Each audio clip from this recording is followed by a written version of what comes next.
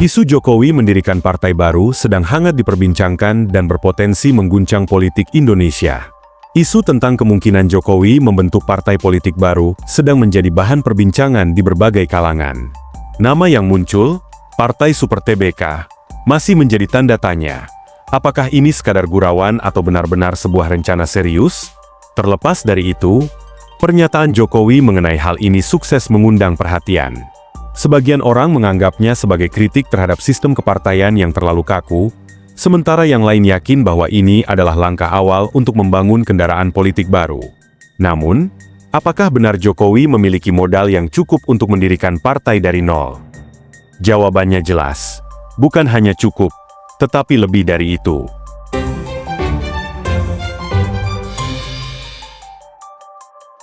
Jokowi adalah figur politik yang masih sangat kuat dan berpengaruh. Jika ada yang berpikir bahwa ia tidak cukup memiliki daya untuk membentuk partai sendiri, mungkin mereka belum menyadari modal politik yang dimiliki oleh mantan presiden 2 periode ini. Salah satu aset terbesar Jokowi adalah jaringan relawan yang telah terbentuk sejak ia mencalonkan diri dalam Pilgub DKI Jakarta. Dukungan ini terus berlanjut hingga 2 kali Pilpres, dan hingga saat ini relawan Jokowi tetap solid dan militan. Tidak seperti pendukung politisi lain yang mudah bubar setelah pemilu usai, relawan Jokowi masih eksis dan tetap loyal. Di dunia politik, banyak tokoh yang kehilangan pengaruh setelah mereka lengser dari jabatan. Namun, hal ini tidak terjadi pada Jokowi. Popularitasnya tetap tinggi, bahkan ketika ia tidak lagi menjabat.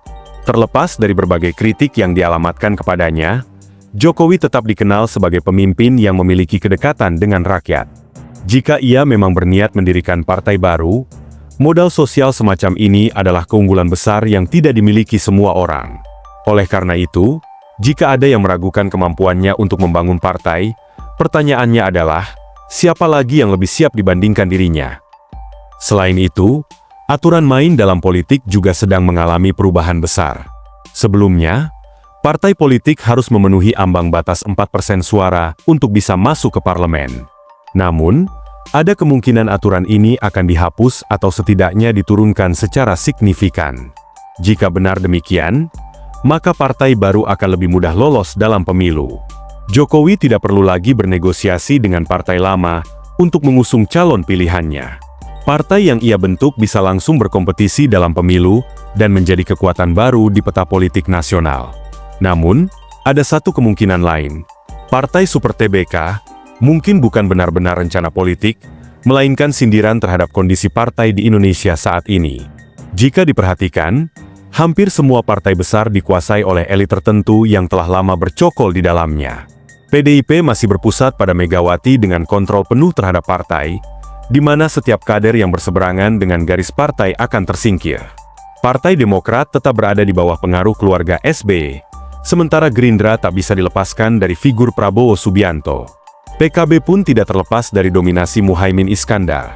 Begitu pula Nasdem dengan Surya Paloh, dan Golkar yang selalu dikendalikan oleh lingkaran elit tertentu. Gaya kepemimpinan Jokowi yang dikenal sering turun langsung ke masyarakat, tentu bertolak belakang dengan model kepemimpinan partai yang hierarkis dan elitis. Jika memang ia ingin mendobrak sistem yang terlalu tertutup ini, membentuk partai politik baru bisa menjadi salah satu solusi. Namun, jika kritiknya terhadap sistem kepemimpinan partai benar-benar serius, bagaimana dengan PSI? Partai yang mengklaim sebagai representasi anak muda ini, secara mengejutkan langsung dipimpin oleh Kaisang Pangarep, putra Jokowi, dalam waktu yang sangat singkat. Apakah PSI benar-benar partai independen, atau hanya sekadar kepanjangan tangan Jokowi dalam politik? Jika Jokowi ingin konsisten dengan kritiknya terhadap dominasi keluarga dalam partai politik, maka PSI juga seharusnya tidak luput dari sorotan. Jika partai baru yang digagas benar-benar terwujud, siapa yang paling terkena dampaknya? Jawabannya jelas. Partai-partai besar yang selama ini nyaman berada di puncak kekuasaan. Basis masa Jokowi sebagian besar berasal dari PDIP, dan jika ia mendirikan partai baru, maka akan terjadi pergeseran suara yang signifikan.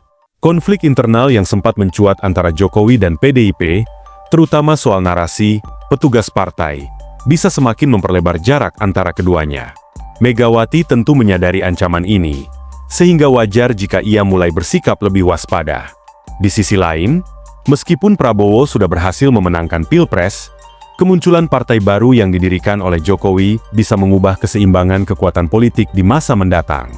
Apakah skenario ini benar-benar akan terjadi? Ataukah ini hanya manuver politik semata? Yang jelas, jika Jokowi benar-benar melangkah ke arah ini, politik Indonesia akan memasuki babak baru yang lebih dinamis dan penuh kejutan. Prabowo butuh dukungan kuat. Partai Super TBK bisa ubah peta politik. Pemerintahan Prabowo memerlukan dukungan politik yang solid agar bisa berjalan lancar. Namun, jika Partai Super TBK benar-benar lahir dan ikut dalam percaturan politik, maka dinamika politik Indonesia bisa berubah drastis. Posisi partai-partai koalisi yang saat ini mendukung Prabowo bisa menjadi tidak stabil. Bukan tidak mungkin, partai-partai ini akan menjadi rebutan antara Prabowo dan Jokowi. Jika Jokowi memiliki partai sendiri, maka kesetiaan partai-partai di koalisi bisa mulai goyah. Dengan kata lain, kehadiran partai baru ini bisa menjadi game changer yang mengubah keseimbangan kekuatan politik nasional. Apakah Jokowi bisa sukses dengan partai baru? Muncul anggapan bahwa membentuk partai baru bukanlah perkara mudah. Diperlukan modal finansial yang besar, struktur organisasi yang kuat, dan kader-kader yang kompeten. Namun, apakah ini menjadi kendala bagi Jokowi? Tentu saja tidak. Relawan Jokowi bukan relawan musiman. Mereka telah teruji selama lebih dari 1 dekade, dari Pilgub DKI, 2 kali Pilpres, hingga akhir masa jabatan Jokowi sebagai presiden. Kesetiaan mereka tidak luntur, dan keberadaan mereka tersebar di berbagai daerah. Ini adalah modal politik yang sangat berharga, sesuatu yang tidak bisa diremehkan oleh siapapun. Selain itu, popularitas Jokowi tetap tinggi, bahkan setelah ia lengser dari jabatannya. Selama 10 tahun menjabat, ia telah membangun jejaring politik yang luas. Orang-orang kepercayaannya tersebar di berbagai sektor dan siap menjadi tulang punggung bagi partai baru. Dengan semua modal ini, membangun partai bagi Jokowi bukanlah tantangan besar. Jika ada yang meragukan kemampuannya, maka mereka mungkin lupa bahwa Jokowi bukan politisi biasa. Apa yang ditawarkan Partai Super TBK? Jika Partai Super TBK benar-benar berdiri, apa yang menjadi daya tariknya dibandingkan partai-partai lama? Salah satu kelemahan partai politik yang sudah ada adalah dominasinya oleh elit-elit lama.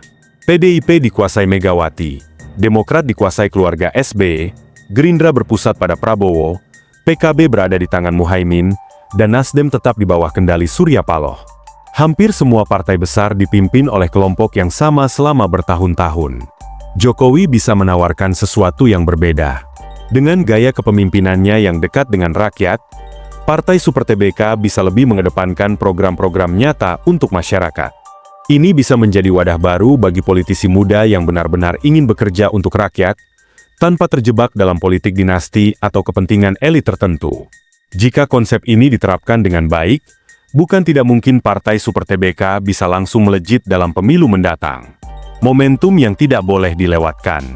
Jokowi tidak boleh terlalu lama menunda. Jika memang serius ingin mendobrak sistem, sekarang adalah saat yang tepat untuk bertindak.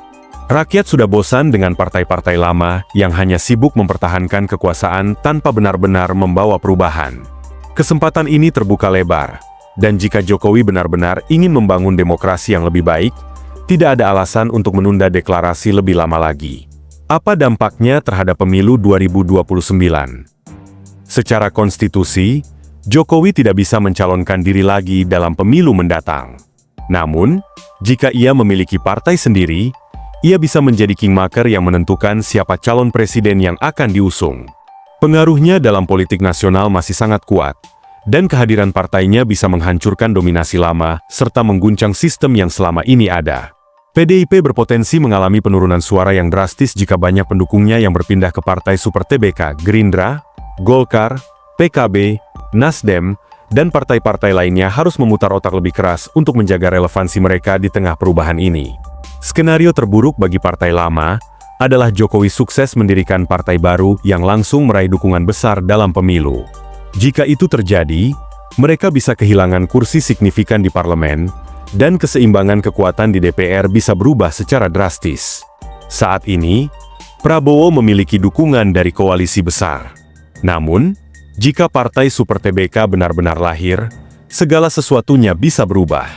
Loyalitas politik bersifat cair, dan tidak menutup kemungkinan bahwa beberapa partai yang kini berada di koalisi Prabowo akan berpindah haluan ke Jokowi. Jika itu terjadi, Prabowo harus menyiapkan strategi baru untuk menjaga stabilitas pemerintahannya. Langkah selanjutnya untuk Jokowi. Jika Jokowi benar-benar serius, ia tidak boleh membiarkan ini hanya menjadi sekadar wacana. Begitu deklarasi diumumkan, gelombang dukungan bisa langsung terbentuk. Namun, ada satu hal yang harus diperhatikan. Partai ini tidak boleh menjadi partai eksklusif yang justru menyerupai partai lama. Jika benar-benar ingin membawa perubahan, Jokowi harus membuktikannya sejak awal. Jangan menunggu hingga 2028 untuk menentukan langkah politik. Rakyat butuh kepastian, dan Jokowi harus menunjukkan arah politiknya dengan jelas. Jika memang ingin mendobrak sistem, ini adalah momentum emas yang tidak boleh disia-siakan. Kesimpulan, saatnya Jokowi membuktikan perubahan itu masih mungkin. Melihat situasi saat ini, peluang untuk perubahan sangat terbuka. Partai-partai lama semakin kehilangan relevansi, sementara rakyat mencari alternatif yang lebih segar. Jika Jokowi benar-benar mendirikan partai baru, ini bukan hanya sekadar tambahan warna dalam politik, tetapi sebuah revolusi politik yang bisa mengubah lanskap kekuasaan di Indonesia. Kenapa? Karena selama ini, partai-partai besar lebih sibuk mempertahankan kekuasaan daripada benar-benar bekerja untuk rakyat. Jokowi bisa merombak sistem itu. Jadi, pertanyaannya sekarang adalah, Pak Jokowi, kapan deklarasinya? Politik Indonesia selama ini dikuasai oleh dinasti dan oligarki. Hampir semua partai besar dikuasai oleh segelintir elit yang tetap bercokol di puncak kekuasaan. PDIP, misalnya, dikendalikan oleh Megawati lalu turun ke Puan Maharani. Demokrat diwariskan dari SBY ke AHY. Gerindra masih dikuasai oleh Prabowo, dan PKB tetap dalam kendali Muhaimin. Sistem ini membuat partai-partai besar sulit berubah. Mereka lebih berfokus mempertahankan kekuasaan daripada membangun sistem yang lebih demokratis dan terbuka. Jokowi, dengan gaya kepemimpinannya yang dekat dengan rakyat, bisa mendobrak tradisi ini. Jika partai Super TBK benar-benar lahir, rakyat akan melihat alternatif nyata, partai yang lebih terbuka, lebih demokratis, dan benar-benar mendengarkan suara rakyat. Kalau ini terjadi, partai-partai lama akan dipaksa berubah. Mereka tidak bisa lagi mempertahankan cara lama jika ingin bertahan dalam persaingan politik yang semakin dinamis. Pemilih terbesar di pemilu 2029 adalah anak muda. Generasi ini bosan dengan sistem politik yang stagnan dan didominasi oleh wajah-wajah lama. Siapa yang bisa menarik pemilih muda? Partai yang punya visi jelas, pemimpin yang dekat dengan rakyat, dan kebijakan yang pro anak muda. Dan siapa yang punya rekam jejak seperti itu? Jokowi. Jika partai Super TBK hadir dengan wajah baru yang segar dan bebas dari politikus lama, ini bisa menjadi daya tarik besar bagi pemilih muda. Saat ini, Prabowo memiliki dukungan koalisi besar. Namun, jika Jokowi membentuk partai baru, maka strategi harus diubah total. Capres 2029 bisa berubah drastis. Calon yang sekarang dijagokan bisa kehilangan dukungan besar. Koalisi pemerintah bisa bergeser. Partai-partai yang saat ini mendukung Prabowo bisa mulai melirik Jokowi sebagai kekuatan baru. Jika elektabilitas Jokowi tetap tinggi, bukan tidak mungkin rakyat yang kini loyal ke Prabowo mulai beralih ke partai Super TBK. Ini bukan sekadar soal Jokowi bikin partai atau tidak. Ini tentang masa depan politik Indonesia yang bisa berubah total. Jika Jokowi benar-benar membentuk partai baru, partai yang paling terkena dampak adalah PDIP. Basis pemilih Jokowi selama ini banyak yang berasal dari PDIP. Relawan Jokowi tidak lagi mendukung PDIP. Pemilih loyal Jokowi bisa pindah ke partai Super TBK. Hasilnya, PDIP kehilangan kekuatan politik terbesar mereka. Sejujurnya, kekuatan PDIP selama ini bukan hanya karena Megawati atau Puan, tetapi karena Jokowi. Tanpa Jokowi, PDIP bisa kehilangan suara rakyat kelas bawah yang selama ini mendukungnya.